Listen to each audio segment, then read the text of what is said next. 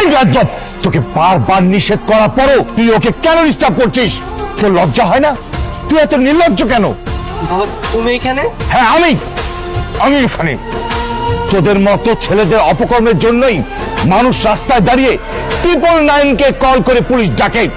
হেই, তুই এত নির্লজ্জ কেন রে? তোর নিজের প্রতি লজ্জা হয় না? স্যার, এটা আপনার ছেলে? হ্যাঁ মা, এই বেয়াদবটাই আমার ছেলে। আমি ওকে ঠিক মতো মানুষ করতে পারি নাই। কিন্তু বাবা চুপ থাক, একটা কথা বলবি না।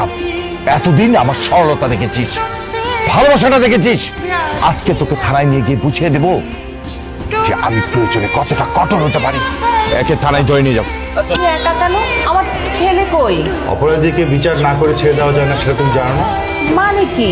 আর আমার ছেলেকে আনলা না, আবার বলতেছো অপরাধী? একদম চুপ থাকবা। ওই মেয়ের আশেপাশে হতে থাকবি, আর মেয়ের ছায়াও তুই পারাবি না, বলে রাখলাম। মাহি, দাঁড়া দাঁড়া, তোমার সাথে আমার কিছু কথা আছে।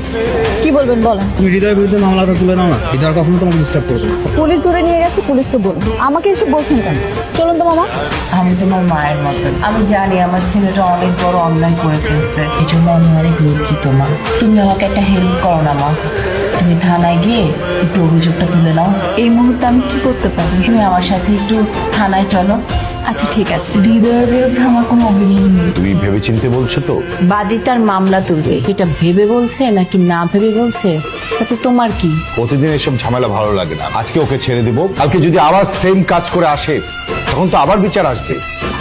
আমি আর ওর বিরুদ্ধে বিচার দেব না। সিগনেচার নিয়ে ওকে ছেড়ে দেবো।